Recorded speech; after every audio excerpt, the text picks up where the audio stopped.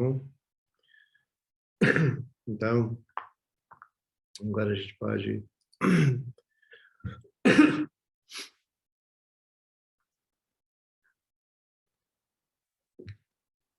Agora a gente pode desenvolver a temática de hoje, que são os nossos relacionamentos, nossas emoções.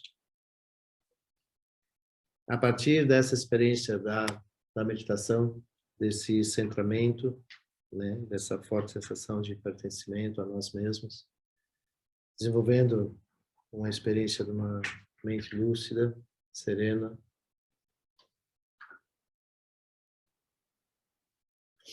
Aí a gente observa nós mesmos no sentido de se perguntar o que são relacionamentos. Aqui, relacionamentos não se refere somente a relacionamentos, né, amorosos, né? Mas que se refere a relacionamentos como a grandeza do relacionamento humano, né? Que é o nosso dia a dia. Então, o primeiro objeto do nosso relacionamento, obviamente, são os nossos pais, nossa família. Então, porque a gente vem ao mundo, né? Obviamente que há inúmeras exceções, mas, de uma maneira mais geral, nós chegamos ao mundo através dos nossos pais, nós crescemos envoltos em uma família, e se não são nossos pais biológicos, mas aqueles que têm cumprido esse papel ao longo da nossa existência. Então, eles são as primeiras pessoas com qual nós desenvolvemos alguma relação. E aí nós vamos aprendendo a nos relacionar. Então, eles são a nossa família como um todo, é o primeiro espaço onde nós desenvolvemos a experiência do relacionamento. E depois, nós vamos expandindo essa experiência, né, aos nossos parentes, aos nossos amigos, e depois ambientes de trabalho, ambientes universitários, acadêmicos, enfim. E a gente chega ao ponto de, sem dúvida nenhuma, perceber que a nossa natureza humana, ela é social.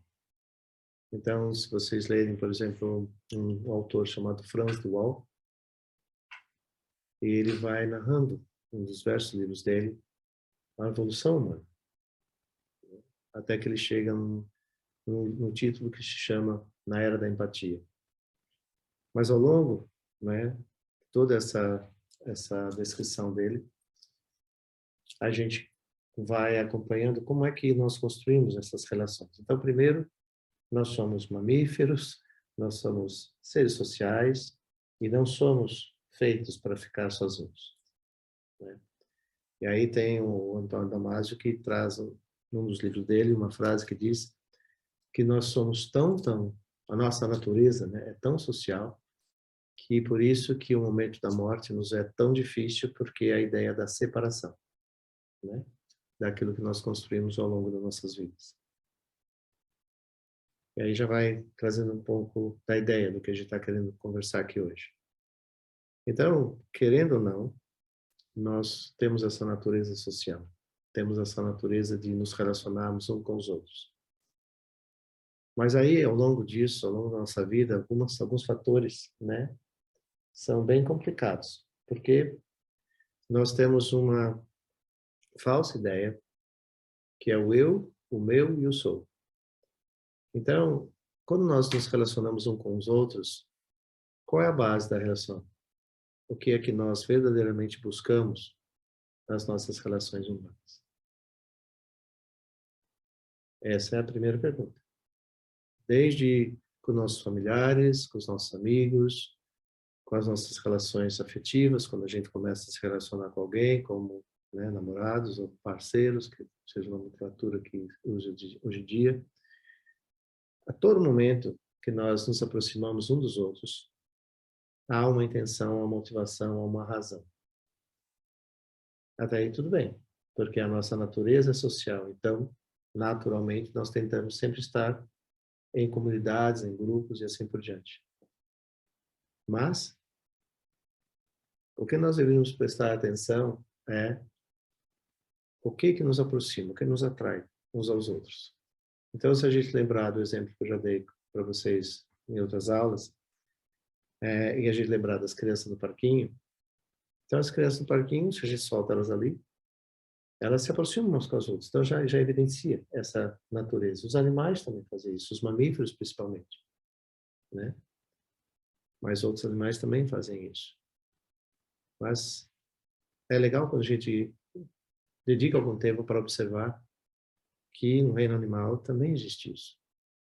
Mas no reino humano, existe toda uma construção a partir disso, né? Então, a pergunta é, como é que nós nos sentimos como seres humanos? Aí vem essa ideia do centramento, da percepção de si, da sua vida, das suas sensações, e assim por diante. E aí, como que eu entendo ou percebo essa coisa que nos atrai? Então, obviamente que uma das coisas que junta são autodefesa, autossobrevivência.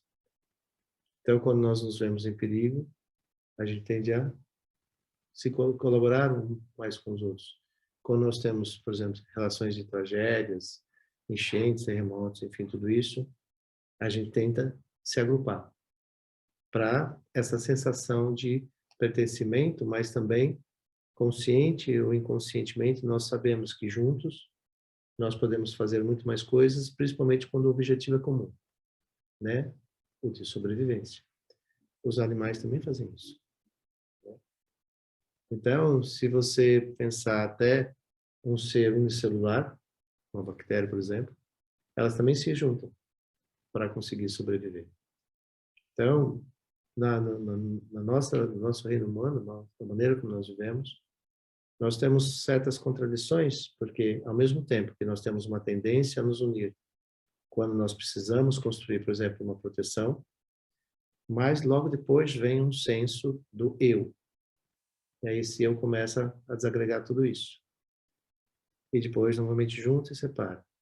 E aí, há outras maneiras de agrupamento que são os agrupamentos por interesse comum, né? Quando você tem uma empresa, quando você tem uma escola, quando você tem algo que você necessita que grupos de pessoas permaneçam ali determinado horas do dia ou assim por diante.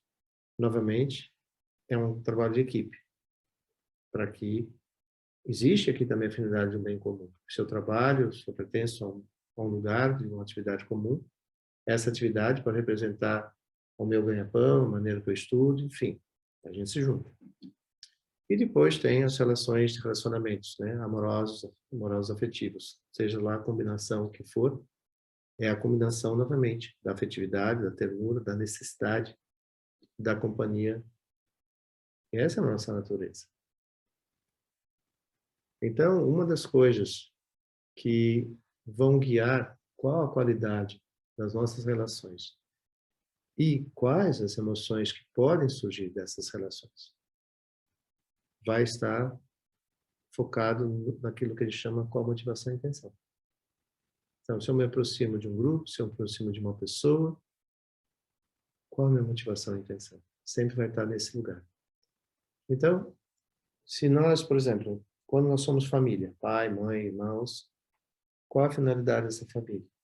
O que a gente busca nessa convivência que a gente chama de família? O que a gente busca ali?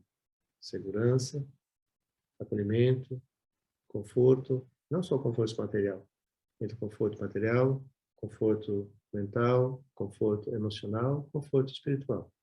Então, estes são os três grandes vetores, os quatro grandes vetores que norteiam nossa experiência como ser humano. Então, obviamente que nas nossas famílias, isso é o primeiro lugar que isso vai acontecer. E aí vem, o que naturalmente devia surgir é que nós tenhamos essa grande vontade de permanecer juntos. Mas há momentos naturais, da própria crescimento, amadurecimento, que a gente começa a se separar. Mas à medida que a gente começa a separar desse núcleo, a gente está criando novos núcleos. Então, sempre vão ter essa tendência, sempre vai existir essa tendência, e nós vivemos socialmente agrupados de alguma maneira. Só que, se nós pensarmos um pouco, nós vamos perceber que o que atrai e dá sustentação a isso é norteado por um senso de bem comum. E o que pode minar esse lugar é quando nós começamos a desenvolver aquilo que é o veneno que destrói as relações. Que é o que a gente chama de egoísmo. Então, quando nós queremos realmente viver harmoniosamente, socialmente, independente de qual é a célula que eu estou falando, desse formato social, há uma coisa que nós temos que trabalhar. Primeiro, é observar o movimento egóico, onde tenta-se prevalecer o desejo de um. Aquilo que nós devemos cultivar é, uma primeira análise falando assim, seria a empatia. Ou seja, de uma maneira ou de outra, nós nos preocuparmos com o bem-estar um dos outros. Um do outro, um dos outros. A gente já falou isso em outras aulas, mas talvez a gente não tenha entrado em algumas coisas que são. Quando nós convivemos socialmente e construímos nossas relações, verdadeiramente nós temos que observar o que é que nós queremos dessas relações. E como é que cada um de nós se coloca nessa relação? Se nós nos colocamos pensando no bem comum, ou se nós nos colocamos como o que eu posso tirar daqui? Aí é o vetor do egoísmo. Então, basicamente, quando nós falamos em relacionamentos e emoções, nós temos que observar, por exemplo, vou fazer uma brincadeirinha. Quando eu celebro algum casamento, os noivos, quando vêm conversar comigo, eu digo a eles para eles lerem um livro, que se chama Seis Perfeições. São 6 qualidades humanas inerentes. E aí eu falo, olha, vocês depois que lerem o livro, vocês escolhem uma dessas 6 perfeições para que, ou seja, aquela que você gostaria que norteasse a sua vida conjugal. O que você, quando as pessoas vêm visitar a sua casa, vocês já como família, o que vocês gostariam que fosse perceptível ali dentro dessas 6 perfeições? Aí, não, tudo bem. Aí eles vão ler o livro. Aí eles começam a ligar e falam assim, mas só pode ser um? É, mas eu penso isso, ele pensa aquilo. Aí começa o primeiro desencontro, né? Por que é só uma? Mas é isso mesmo que é disso que a gente está falando. Quando você vive com alguém, vocês têm que ir construindo, a gente tem que ir construindo um common sense, ou seja, um senso comum, né? Obviamente que esse senso comum, ele vai mudando. Talvez hoje, no início do nosso casamento, a gente queira que essa seja a qualidade, ou a generosidade, ou a paciência, ou a perseverança, ou a ética, enfim. Então lá, 6. O esforço para se manter junto. O importante é que a gente tenha em mente que quando nós construímos qualquer tipo de relação, brinquei agora falando dos casais, mas qualquer tipo, mesmo nas amizades, né? O que a gente quer de uma amizade? É importante a gente olhar isso. Ao longo da vida, a gente elege melhores amigos. Por que a gente chama melhores amigos? E ao longo da vida, esses amigos, esses melhores amigos vão mudando, né? Não é que o melhor amigo não seja mais o melhor amigo. Mas talvez em determinados momentos da nossa vida, um amigo traga mais aquilo que eu preciso. Ou eu entregue a ele aquilo que ele mais precisa. Então, é interessante quando a gente começa a perceber isso nas nossas relações. Porque à medida que a gente cresce, né? E aqui não é só crescer em idade, mas na nossa maturidade humana, é normal que a gente comece a perceber que precisa agora aprender outras coisas. E aí há, no nosso círculo de amizades, já presente, ou talvez vai surgir um amigo totalmente diferente, totalmente novo, mas ele traz aquilo que a gente está precisando naquele momento. Então, a beleza das relações humanas começa quando nós percebemos que, à medida que o tempo passa e nós vamos amadurecendo, a nossa percepção vai mudando. E isso é bonito de saber. A nossa percepção vai mudando, as necessidades vão mudando. A necessidade do crescimento mesmo vai mudando. Às vezes nós temos que nos colocar frente a experiências bem difíceis, para que naquele momento a gente possa desenvolver algo que a gente não sabia, ou uma habilidade, uma capacidade que nós não sabíamos que tínhamos. Até que determinada situação surgiu e que eu fui chamado, não vou usar a palavra obrigado, mas fui chamado a descobrir que havia em mim recursos, né? Tanto na minha expertise, na minha experiência de vida, como nas minhas qualidades humanas, nas minhas qualidades espirituais, que precisavam ser provocadas para que eu reconhecesse e que eu soubesse fazer uso daquilo. Então, se nós temos consciência disso, mesmo que a gente tenha amigos, se a gente começa a se estranhar, não é que nós não somos mais amigos. É porque no nosso próprio crescimento humano, nós começamos a perceber as coisas de maneira diferente. Então, por exemplo,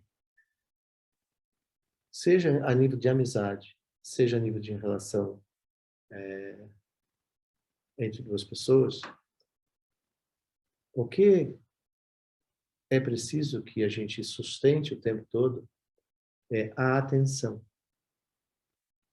sobre o meu momento presente, como que eu percebo a minha vida hoje, como que eu percebo o entorno, como que eu percebo as pessoas presentes na minha vida hoje e como eu percebo em mim mesmo a minha relação com os outros. O que eu busco e o que eu gostaria de entregar. Isso é importante.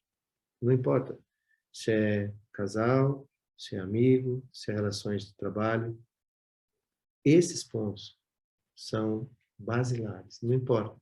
Casais, irmãos, amigos, companheiros numa mesma empresa. Não importa.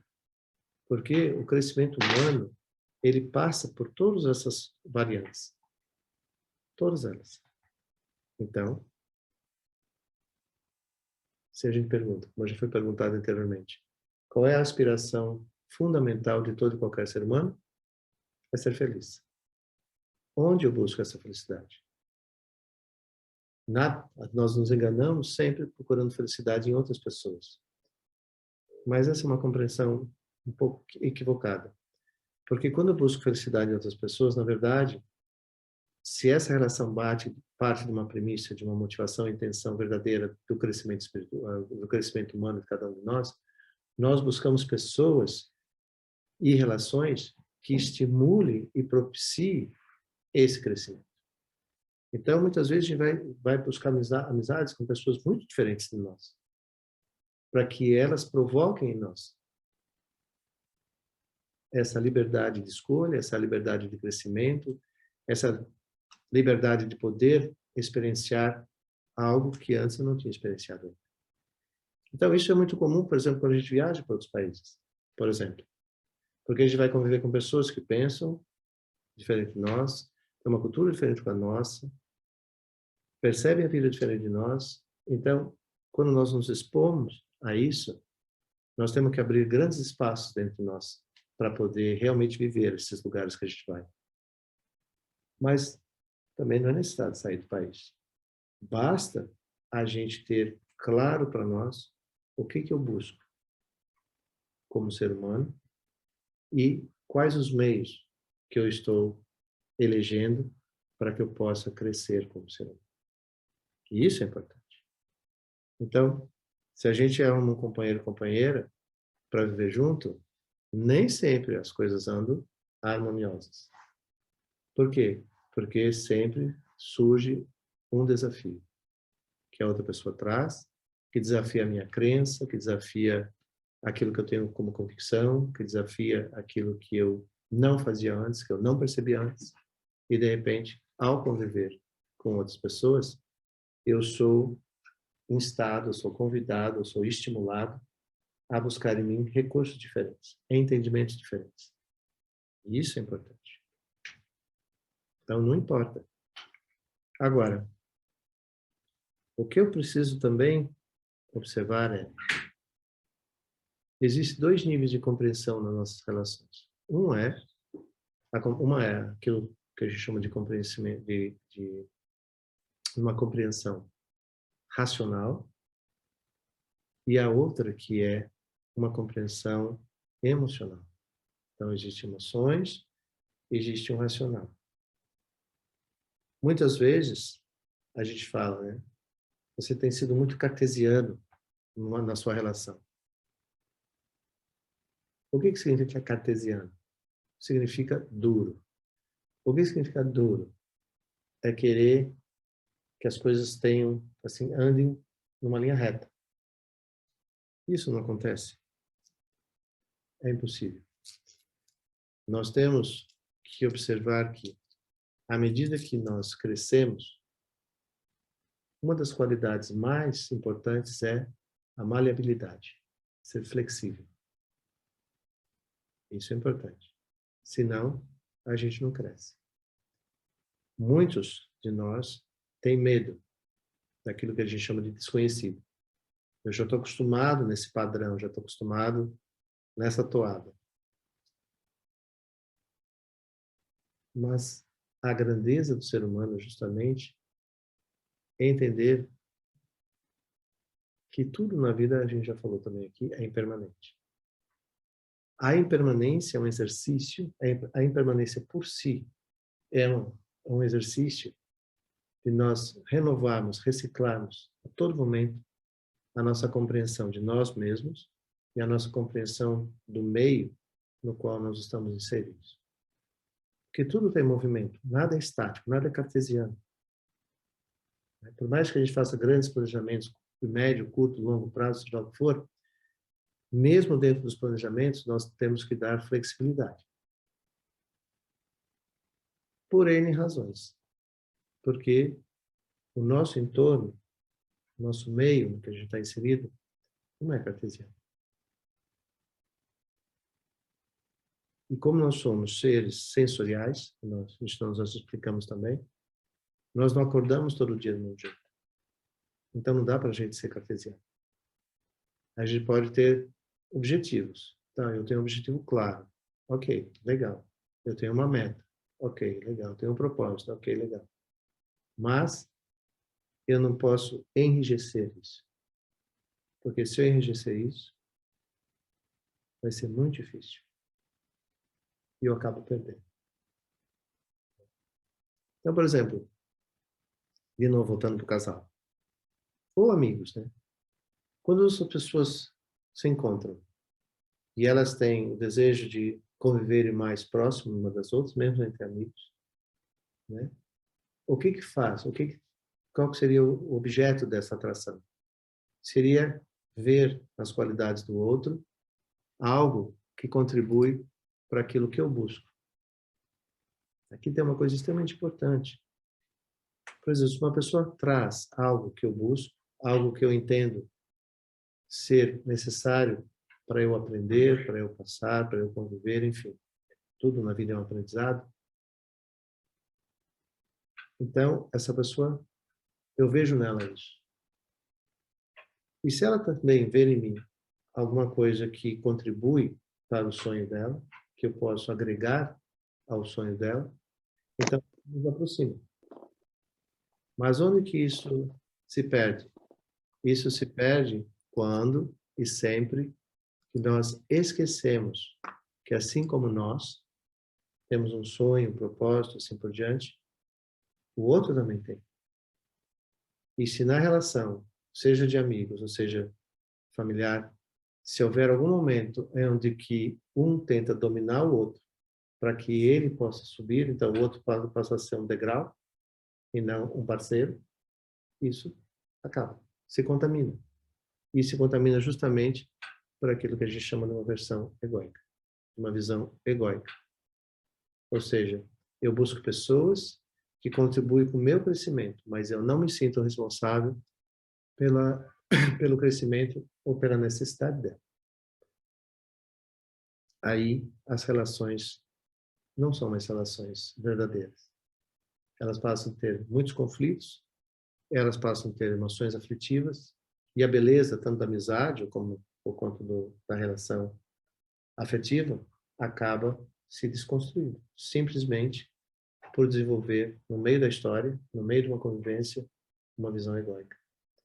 Então, quando nós queremos preservar uma amizade ou preservar um relacionamento, é vital que todos e cada um de nós, a todo momento, observemos qual a minha motivação e intenção, o que era que eu buscava, por exemplo, nos casais, né, que decidem conviver juntos. Eu sempre brigo. Em algum momento vocês viram no outro algo que alegrava, algo que atraía, algo que era percebido como ser um para o outro, causa e condição de um crescimento comum. Isso é super legal. E por isso que dá vontade de se aproximar. Se em algum momento essa percepção se perde, alguém tenta dominar o outro. E aí a relação se perde. Então, quando a gente fala em relação ou em relações humanas, há uma coisa que vai ser sempre repetitivo, mas é fundamental que a gente observe. O eu, meu e o sou. Então, se houver em qualquer relação humana um eixo dominantemente egocêntrico, ou seja, para mim, eu sou importante, é isso que eu quero, ou seja, o eu, o meu e o sou, as relações tendem a totalmente se dissolver. E quando é, ou por que é, que muitas vezes nós nos aproximamos de alguém com a certeza que essa amizade é duradoura, ou com a certeza que essa amizade é, ou seja, a relação afetiva é duradoura, e de repente a gente se aparta, tanto enquanto amigos, enquanto sócios, enquanto casamento, enquanto casados, parceiros, enfim. E geralmente, nas separações, seja a que nível for, sempre fica um sentimento negativo, né?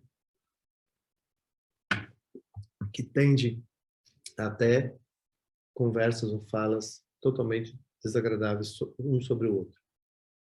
Então, às vezes, quando eu vejo isso acontecer, eu digo assim, olha, lembra que em algum momento da sua vida, você disse que a pessoa era a pessoa da sua vida, que era o amor da sua vida, que era o sonho, enfim. Você já se perguntou onde isso se dissolveu? Por que isso desapareceu? Porque é muito difícil ter uma pessoa que você sempre considerou seu melhor amigo, ou ter um companheiro, uma companheira que você, em algum momento da sua vida, disse que amava, que respeitava e que via como um sonho e tal. Onde isso se perdeu? Mas, como eu sempre digo, né, tudo é impermanente. Então, não é porque nós nos conhecemos, desenvolvemos uma tremenda amizade, ou nos conhecemos e casamos e tal, que as coisas, dada a natureza impermanente de todas as coisas, não pudessem mudar. Podem sim, e isso acontece. O ponto é, eu tenho consciência do porquê? Eu tenho consciência do que me atraiu no primeiro momento e hoje não me atrai mais? Eu tenho consciência para o que eu estou olhando que faz com que esse amigo ou esse companheiro ou companheira já não supla mais as necessidades que eu tinha. Ou a minha disposição de suprir a necessidade do outro. Passa os dois lados da moeda, tem que ser olhado. Isso é importante. Né? Então, nas nossas relações humanas, nós devemos norteá-las, principalmente pela bondade amorosa e compassiva. O que isso quer dizer? Esse triozinho, né? Esse triozinho quer dizer que, primeiramente, eu aspiro que essa pessoa seja feliz. Comigo, ou né, caipireza, semigo. Comigo, semigo, eu aspiro para ela seja feliz. Primeira coisa. Segunda coisa, qual é a minha aspiração de que eu não venha a ser nenhuma causa de sofrimento a ela e nem ela a mim. A segunda coisa é essa. E a terceira coisa é o quanto há de apego. Por quê? Nós não podemos, não deveríamos confundir, isso é tão importante, em todos os níveis da relação. Não podemos confundir a alegria de estar junto com apego. Apego é algo que realmente contamina e destrói, corrói, como ferrugem. Sabe ferrugem de portão? Começa com uma pintinha, você não dá atenção, quando você vai ver o portão, caiu. Então, o apego corrói.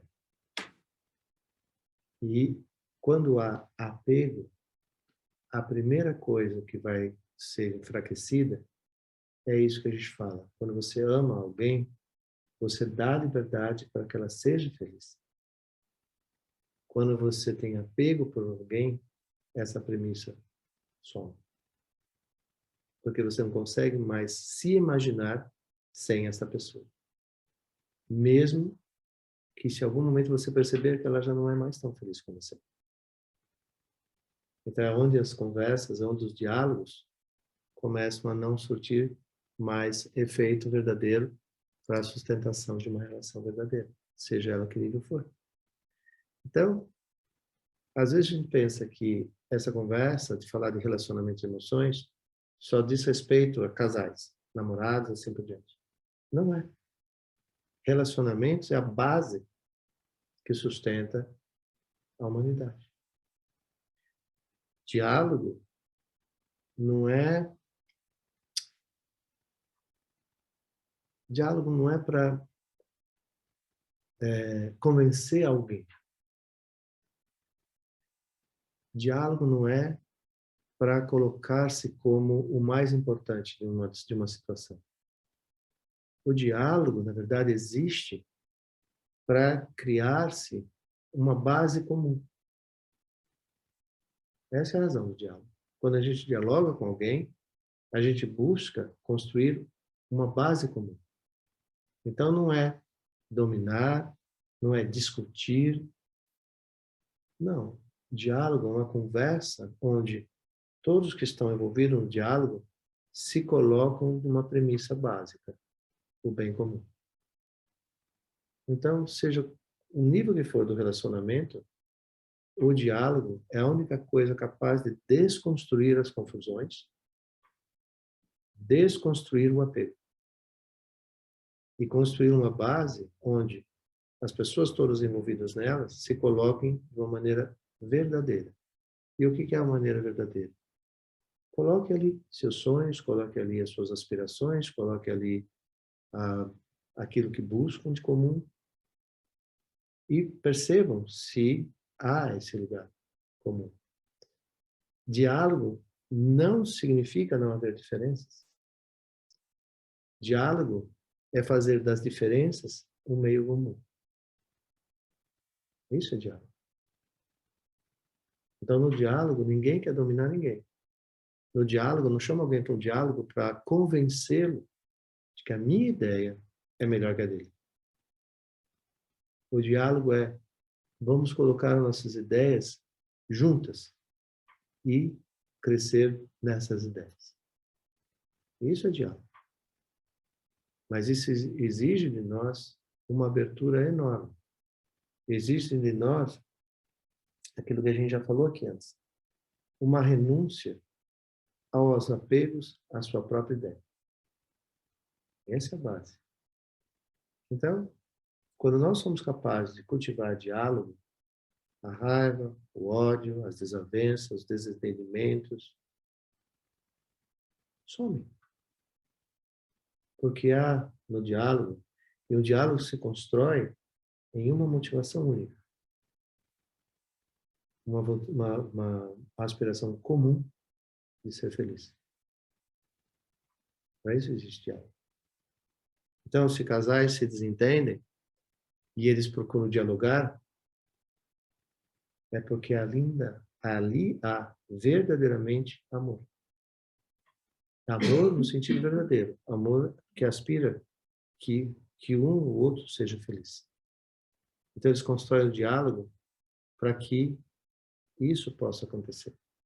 Então, não é um diálogo dominar a ideia do outro, de colocar-se como lugar porque um está certo ou outro está errado. Eu tinha um amigo, um juiz, que dizia assim, que numa separação, ninguém é vitorioso. Por outro lado, se eles entendem que o que eles estão separando é de uma relação marital, mas eles têm a aspiração de permanecer amigos, aí sim, ambos saíram vencedores. Mas se numa separação, alguém acha que está separando porque o outro, né, não prestava, não trazia nada e para lá, enfim, ambos estão perdendo. Porque faltou a ambos a visão primária. São dois seres humanos que estavam buscando um bem comum, uma felicidade comum, por isso se juntaram, casaram, mas não foram capazes de perceber que em algum momento aquilo já não existia mais. E levaram isso a um extremo que se separam com base de raiva e ódio. Então, isso não é assim que as relações devem ser feitas. Mesmo entre amigos, mesmo entre a relação, eu falo, né, mesmo dentro do mundo corporativo. Quando a gente entende que todo mundo que está dentro de uma empresa está ali por um bem comum, e por quanto todos ali se dedicarem a esse bem comum, todos ali vão ser beneficiados. Quando essa visão se perde, todos saem perdendo. Então, mas o que é que constitui um mundo corporativo? Seres humanos. O que constitui uma amizade? Seres humanos. O que constitui um casamento? Seres humanos. E o que os atrai? Qual o sonho quando eles se atraem para fazer alguma coisa juntos?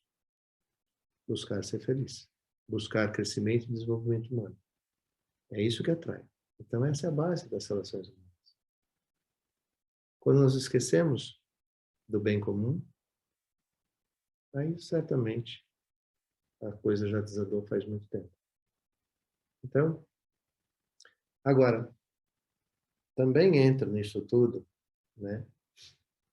Agora puxando para um lugar mais sutil, mais sensível, é a gente saber que, por exemplo, eu quando caso alguém eu digo assim, vocês não se encontraram, vocês se reencontraram. Essa é uma maneira de dizer que há já há muito tempo uma aspiração de se conhecer. Mas como assim? É como eu falei no começo. Nós aspiramos sempre conhecer pessoas com as quais a gente pode ser feliz junto. Ou seja, companheiro de time de futebol, companheiro de trabalho, companheiro de surf, seja o que for. Quando nós nos juntamos buscando uma coisa comum, que é ser feliz. O ponto volta no começo da conversa é o que eu trago, o que eu ofereço e por quanto tempo eu quero oferecer e quanto eu estou aberto à diversidade presente. Porque nós não somos iguais. E que bom que não somos. Porque o que cada um de nós traz, né, é o que embeleza, é o que engrandece. Então, numa linguagem mais na filosofia budista, o que nos atrai é o nosso karma. E o nosso karma é algo para ser trabalhado, desenvolvido, pacificado, purificado e, nas questões que a gente chama de karmas positivos, serem ainda mais multiplicados. Então, na visão budista, ela é meio crucial quando diz assim, ninguém é desconhecido de ninguém. Todos nós já nos conhecemos. Aí o que acontece? Às vezes, como diz no popular, né? O que é que o pessoal chama de amor à primeira vista? Viu, colou, né? Ah, amor à primeira vista, viu, colou. É minha, como é que fala? Minha alma gêmea. Aí tem vários cartazinhos, né? Que a gente pode colocar aí.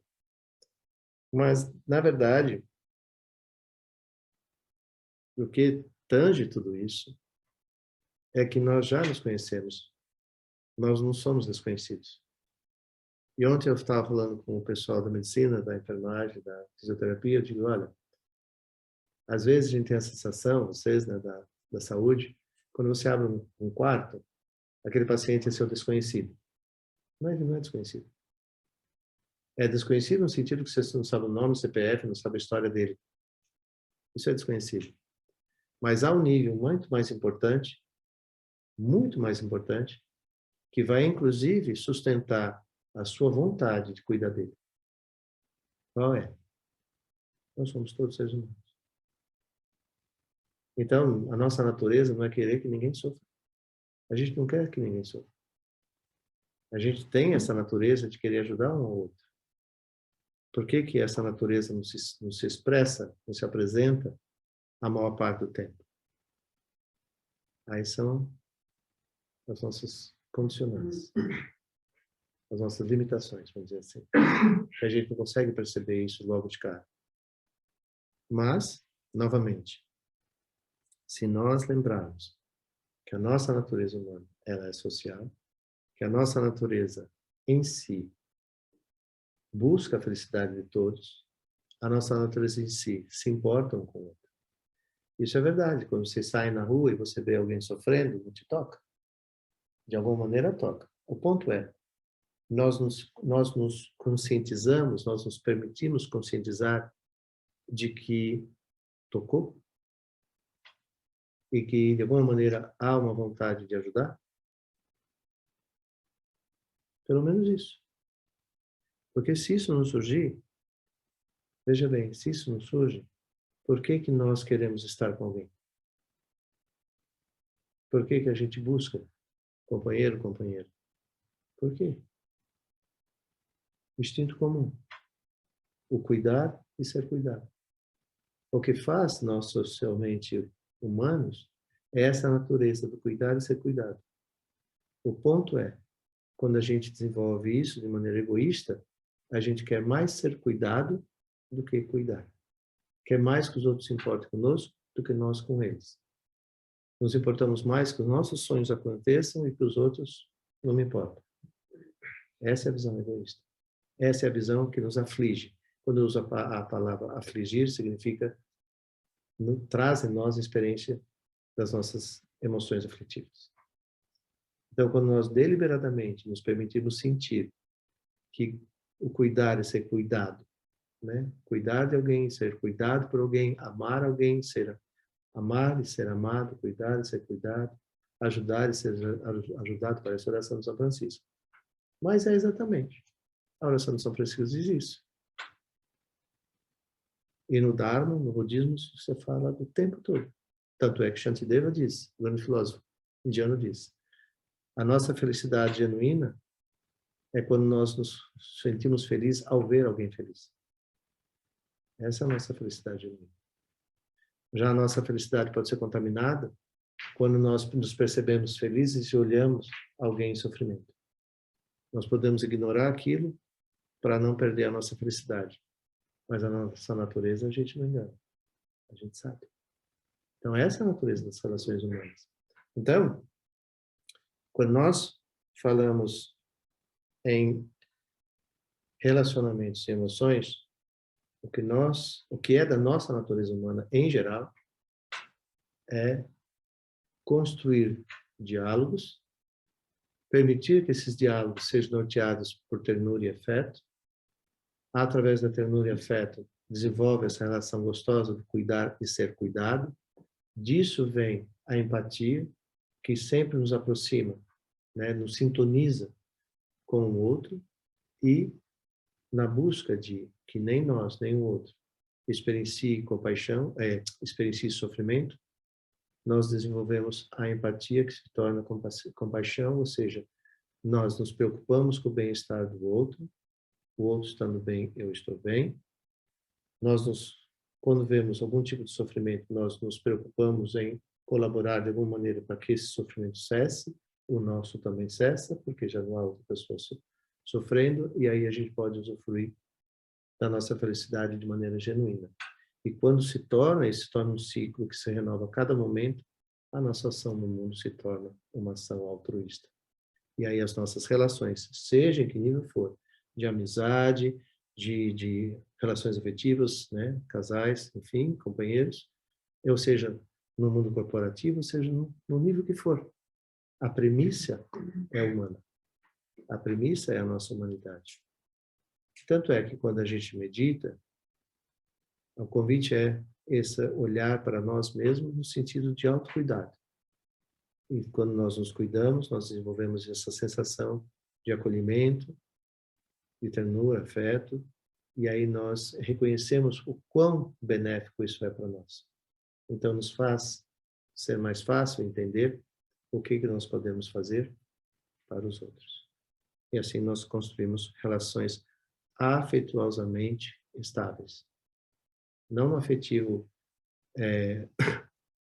não restringindo a palavra afetivo a familiares, casais e assim por diante, mas afetivos na relação humana, como Einstein diz, né? Que a gente possa desenvolver novamente a nossa humanidade de maneira que a base da humanidade, que é a ternura, o afeto, o acolhimento, o respeito, possa prevalecer.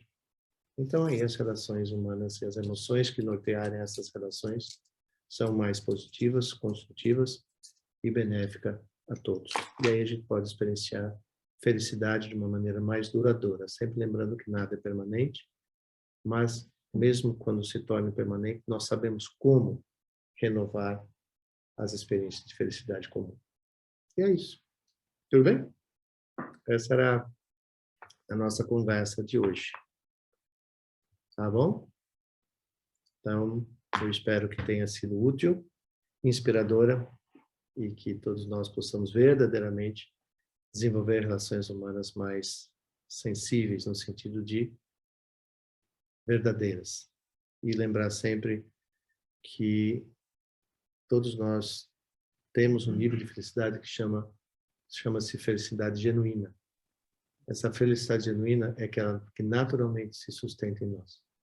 E ela é genuína e possivelmente se sustenta em nós quando nós renunciamos ao apego e às visões egocentradas ou egoístas. Tá bom? Então, eu vou falar. Obrigada. Obrigado a vocês todos. Todo mundo Obrigada, ninguém quer sair de casa. Mas faça favor de sair, porque vocês falaram tanto que queria presencial, agora vai tendo presencial de novo. Então, faça favor de casa. Faz, Carol. Muito obrigada, monge. Muito obrigada. Tamo junto. Tchau, gente. Tchau.